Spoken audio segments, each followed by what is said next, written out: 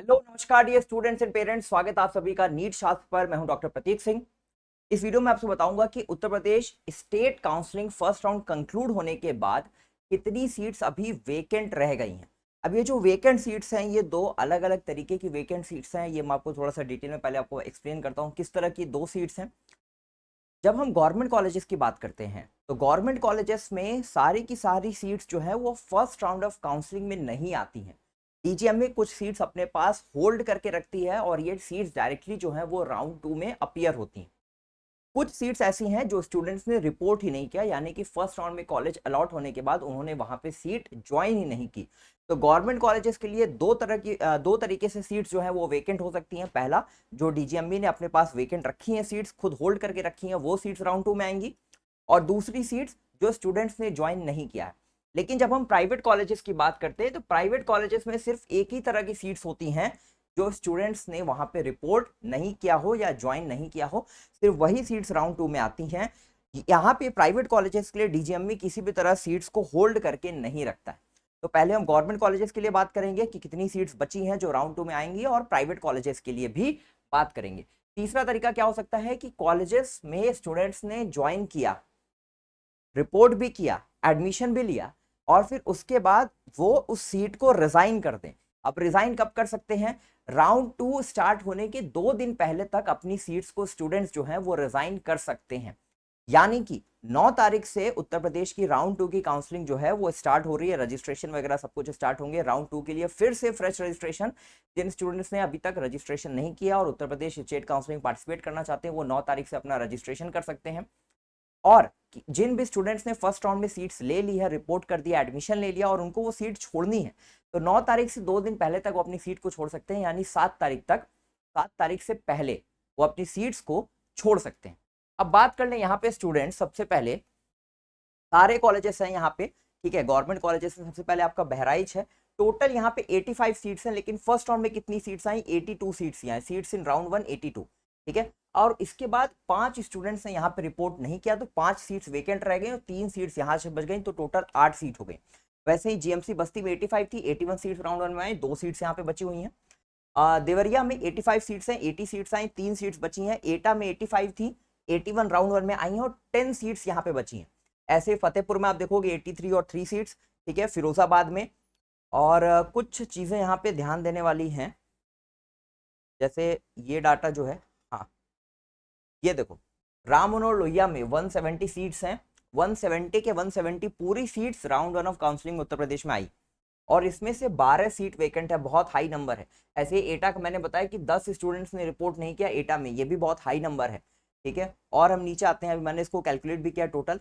फिर हम बात कर लें कानपुर, जीएसवीएम कानपुर 210 सीट्स हैं। 210 में 210 सीट्स पूरी की पूरी राउंड 1 ऑफ काउंसलिंग में आई। 13 सीट्स यहाँ पे वेकेंट है, 13 सीट्स बची हुई हैं। इसके बाद देखो केजीएमसी में 210 सीट्स हैं टोटल, 209 सीट्स आई, एक सीट को रोक लिया गया, पता नहीं क्यों, या तो पूरा ही दे देते।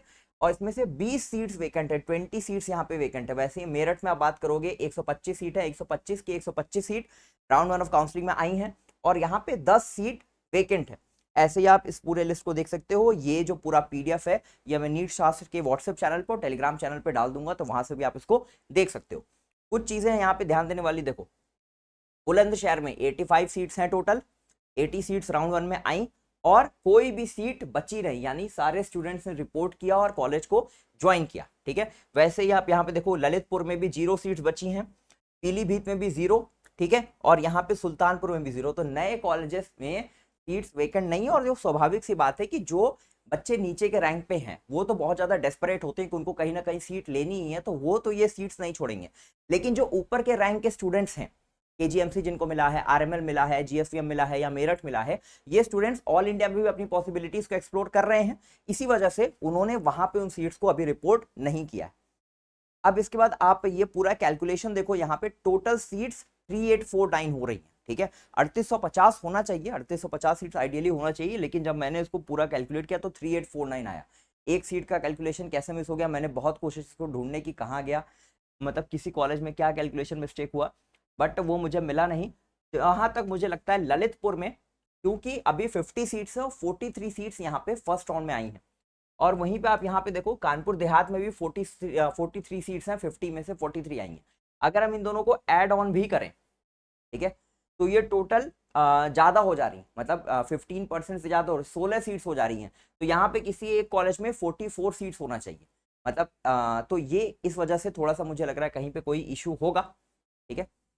अब क्या कारण है वो पता चलेगा। तो चलो ठीक है, इस वजह से यहाँ पे हो रही है 3849, ठीक।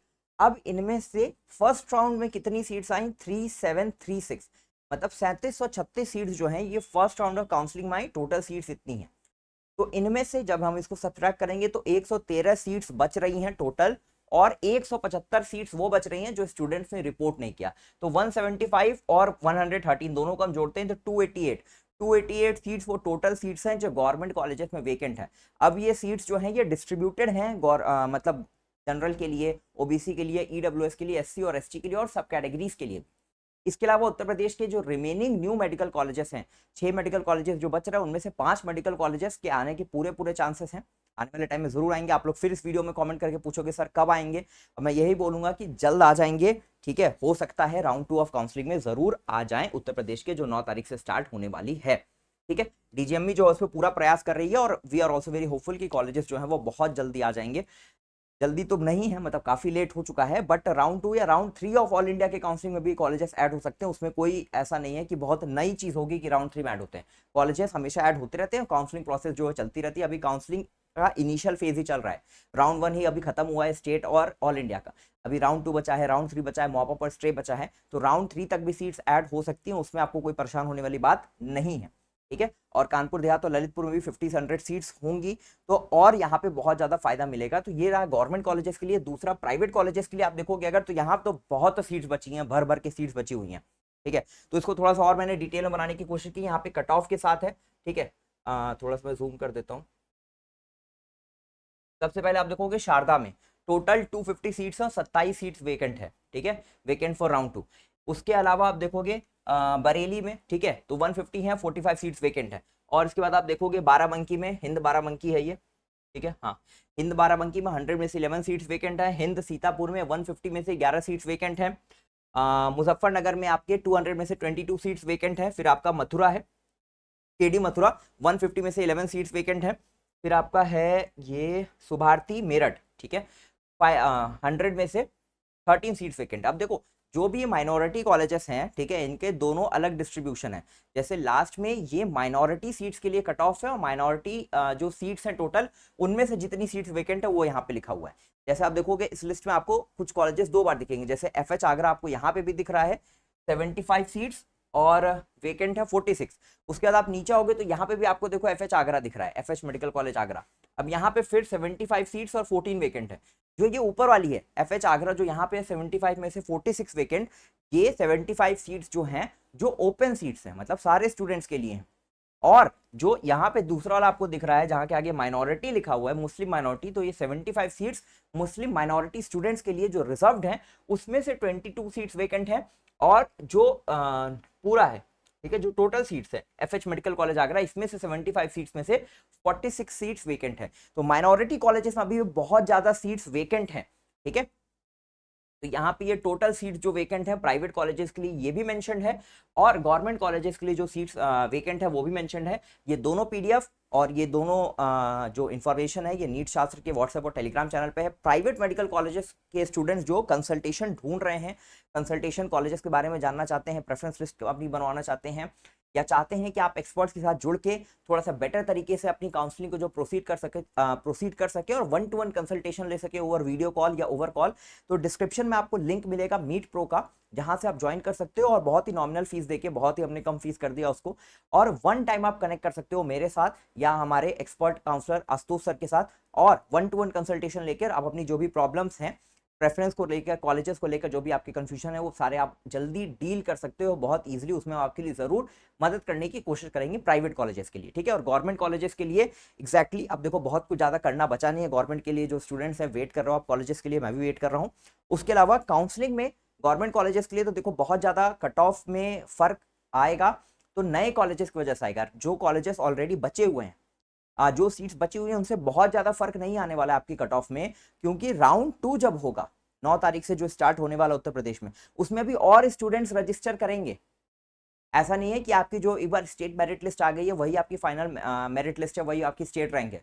अभी कई और स्टूडेंट्स हैं जो उसमें रजिस्टर करेंगे तो आप देखोगे आपकी स्टेट रैंक फिर से चेंज होगी।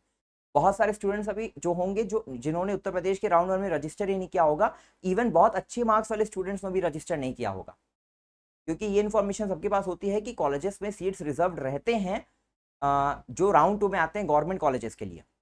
तो इस वजह से कई स्टूडेंट्स राउंड 2 में भी सीधे आके डायरेक्टली रजिस्ट्रेशन करती हैं, इसकी वजह से स्टेट रैंक जो है वो फिर से चेंज होती है। तो इसके लिए हमको 14th तक वेट करना पड़ेगा जब हमें एग्जैक्टली स्टेट रैंक पता चलेगी।